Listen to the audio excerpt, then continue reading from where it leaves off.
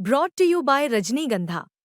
यूं ही नहीं ताज ताज बन जाता है। शिल्पकारों का हुनर और चुनिंदा संगमरमर ताज को नायाब बनाते हैं। कुछ ऐसे ही चुनिंदा जगहों से बस खास ही चुनकर लाता हूँ। कतरे कतरे को मैं हीरे सा परखता हूँ। यूं ही नहीं मैं रजनीगंधा बन जाता हूँ।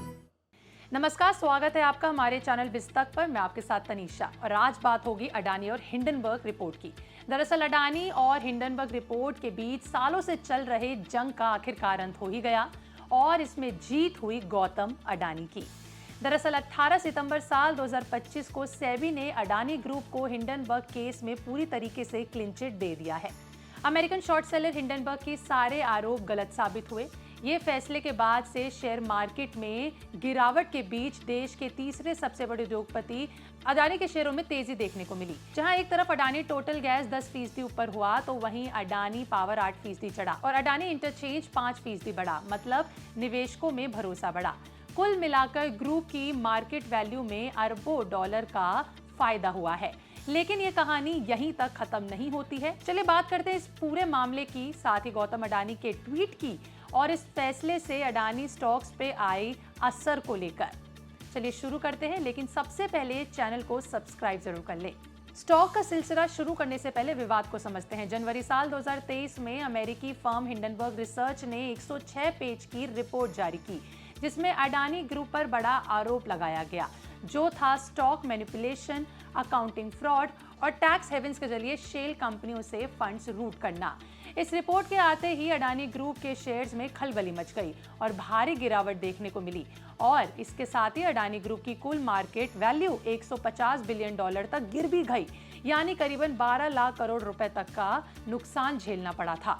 निवेशकों में घबराहट फैल गई और सुप्रीम कोर्ट ने तुरंत सेबी को जांच का आदेश दिया। अडानी ग्रुप ने हमेशा इन आरोपों को झूठा ही बताया। उन्होंने कहा कि ये सब बिजनेस को नुकसान पहुंचाने की साजिश है। जांच चली, कोर्ट केस चले और उसके बाद आखिरकार 18 सितंबर साल 2025 को सेबी ने अपना फैसला सुना दिया। सेबी ने कहा कि आरोप साबित नहीं हुआ, ये गलत आरोप हैं। कोई फंड सिफॉनिंग नहीं हुआ और कोई फ्रॉड नहीं हुआ, लेकिन लोन रिपेमेंट सब इंटरेस्ट के साथ ही चुका दिया गया। सेबी से मिली ये क्लीन चिट अडानी के लिए एक बड़ी बात थी और एक बड़ा तोहफा था, एक बड़ी जीत थी। सेबी के फैसले के तुरंत बाद गौतम अडानी ने सोशल मीडिया प्लेटफॉर्म एक्स पर एक पोस्ट के जरिए खुशी जाहिर करते हुए लिखा कि लंबी जीत के बाद सेबी ने हमारी बात को दोहराया। हिंडनबर्ग के दावे बेबुनियाद थे। अडानी ग्रुप हमेशा पारदर्शिता और ईमानदारी पर चलता है। हम उन निवेशकों के दर्द को महसूस करते हैं जिन्होंने इस झूठी रिपोर्ट से नुकसान उठाया। जो लोग फर्जी नेगेटिव फैलाते रहे, उन्हें देश से माफी मांगनी चाहिए। हमारा भारत के संस्थानों और लोगों के प्रति कमिटमेंट अटल है। सत्यमेव जयते, जय हिंद, ये लिखकर उन्होंने अपनी बात रखी। ये ट्वीट काफी वायरल हुआ और इसने काफी लाइक्स बटोरे। अडानी ने न सिर्फ राहत जताई बल्कि उन लोगों पर निशाना साधा जो 2 साल से अफवाहें फैला रहे थे। अब आते हैं मुद्दे पर कि आखिर इस केस का स्टॉक्स पर क्या असर पड़ा और आज क्या माहौल है। तो देखिए, साल 2023 की रिपोर्ट के बाद शेयरों में 50 से 70% तक की भारी गिरावट आई, लेकिन धीरे धीरे रिकवरी हुई। जनवरी साल 2025 में जब हिंडनबर्ग रिसर्च ने अपना ऑफिस बंद करने की घोषणा की, तो उस समय शेयर बाजार में अडानी के शेयर 9% तक उछले।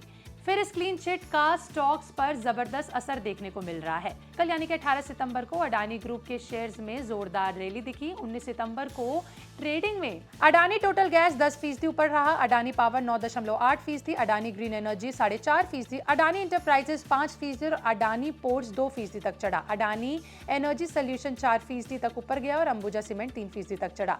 कुल मिलाकर ग्रुप की वैल्यू में हजारों करोड़ रुपए से ज्यादा का इजाफा देखने को मिला। लेकिन याद रखें, साल 2025 में अडानी स्टॉक्स का परफॉर्मेंस मिक्स्ड रहा।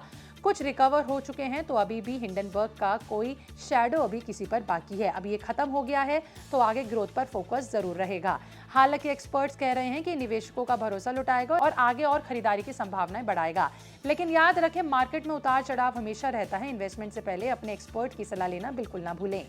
अडानी ग्रुप के अन्य स्टॉक्स की करंट सिचुएशन अलग अलग है। अडानी एंटरप्राइजेज जो फ्लैगशिप कंपनी है, साल 2025 में 6% नीचे था, लेकिन आज 5% ऊपर है। Adani green energy renewable energy में स्ट्रॉन्ग है, 4% तक ये चढ़ा है। अडानी पोर्ट्स लॉजिस्टिक में लीडर रहा, 2% ऊपर गया, लेकिन अंबुजा और एसीसी जैसे सीमेंट स्टॉक्स मिक्स्ड रहे। एफआईआईज ने थोड़ा कम किया, लेकिन डोमेस्टिक बायर्स जैसे म्यूचुअल फंड्स ने बढ़ावा दिखाया। कुल मिलाकर क्लीन चिट से सभी स्टॉक्स में पॉजिटिव सेंटीमेंट्स हैं। आगे बढ़ते हैं। अडानी के एयरपोर्ट्स, ग्रीन एनर्जी और इंफ्रा प्रोजेक्ट से ग्रोथ देखने को मिली। देखा जाए तो एलआईसी का ये मूव स्मार्ट था, क्योंकि आज क्लीन चिट के बाद उनका इन्वेस्टमेंट डबल प्रॉफिट दे रहा है। तो ये थी अडानी हिंडनबर्ग केस की पूरी स्टोरी, ब्रेकिंग न्यूज से लेकर बैकग्राउंड तक, स्टॉक से लेकर एलआईसी की स्मार्ट खरीदारी तक। आपको क्या लगता है कि अडानी ग्रुप अब और ज्यादा मुनाफा कमा पाएगा हिंडनबर्ग रिपोर्ट से क्लियर चिट पाने के बाद? अपनी राय कमेंट में बताएं।